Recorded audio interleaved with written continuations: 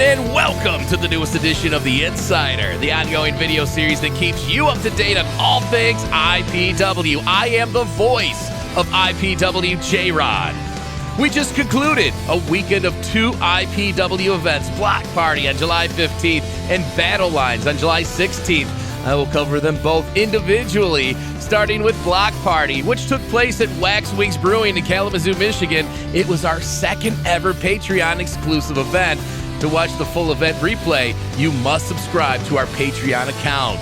It started off with IPW champion Jamal King coming to the ring once again to boast all about his accomplishments. Back at Aftermath, Ren Jones accused Jamal King of growing arrogant. At Block Party, Keith Cream did the same thing. A confident Jamal King accepted Cream's challenge, and we were set for our main event. Jeremiah Nazareth led Max Morrison to the ring for our first match and threatened to punish Morrison once again if he did not get the win here. Morrison's opponent was Chad Alpha. A misstep by Nazareth actually led to Max Morrison getting caught up and taken out with the torture rack. At Aftermath, Anderson Knight demanded Jarris Gray be his tag team partner and even offered him a spot on the gold team if it went well. They failed, and Knight gave Jarris a stiff beating for his troubles after the match. Anderson found Jarris in the back and told him that the beating was just initiation. Jarris reluctantly agreed to team up with Anderson again as they took on the Love Shack. Anderson bullied Jarris the entire match, and despite his best efforts, Jarris ended up taking the loss for the team. Once again, a frustrated Anderson Knight assaulted Jarris Gray after the match, and this time it looked like Knight was going to kill him. Jarris caught Knight completely off guard by throwing his trademark fireball right into Knight's eyes. Anderson Knight is in bad shape right now and will be on the shelf until further notice. There is no way the gold team is going to let this slide, as Jarris just injured one of their top members. Good on Jarris Gray, if you ask me. Big Jorge was scheduled to face Felix Morio in a hardcore match. Jorge came to the ring full of confidence. He was shocked, however, when Felix Morio's new tag team partner, Casey Tempest, made his return in Morio's place. We haven't seen Tempest since Mayday, as he was nursing a broken ankle, so Jorge was shocked.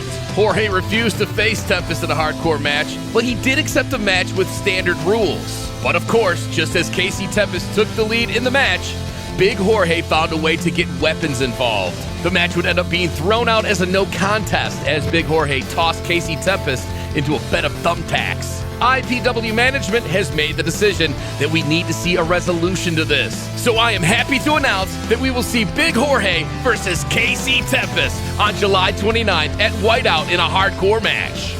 We were thrilled to see mild-mannered Matt once again.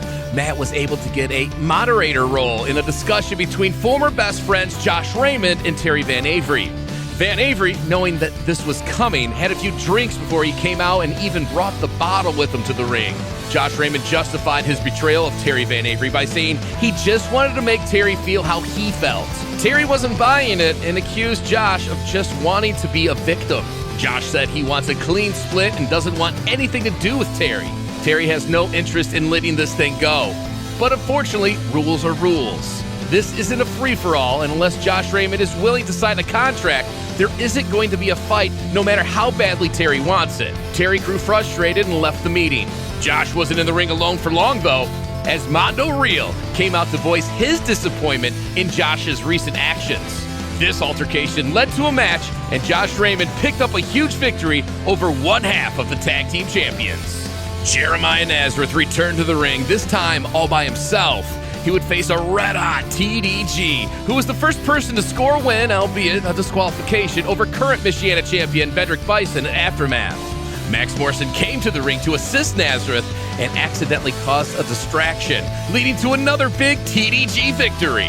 Nazareth was pissed and immediately began screaming at Morrison to get a chair and receive his punishment. Much like Nazareth threatened to end the fate of 8, Max Morrison thought it over and refused, then left Jeremiah Nazareth behind in the ring all by himself. What is next for these two? Max!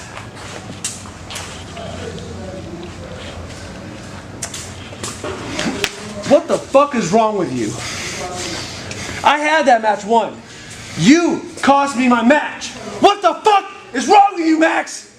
Get your shit together. I'm sick and tired of the bullshit.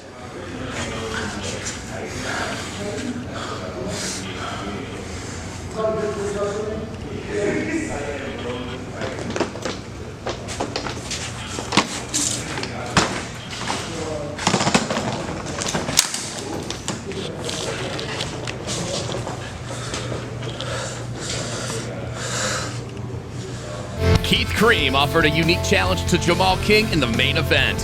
While Cream is a solid competitor, he is not currently at the top of the rankings, and King clearly took him lightly. Keith Cream almost pulled off the upset, but King rallied in the end to crown Cream and successfully defend his title. Maybe Ren Jones was right. Maybe Jamal King's ego is beginning to take over. That concludes this edition of The Insider. Tune in to the next Insider, as I will be covering IPW Battle Lines from July 16th in Ypsilanti, Michigan.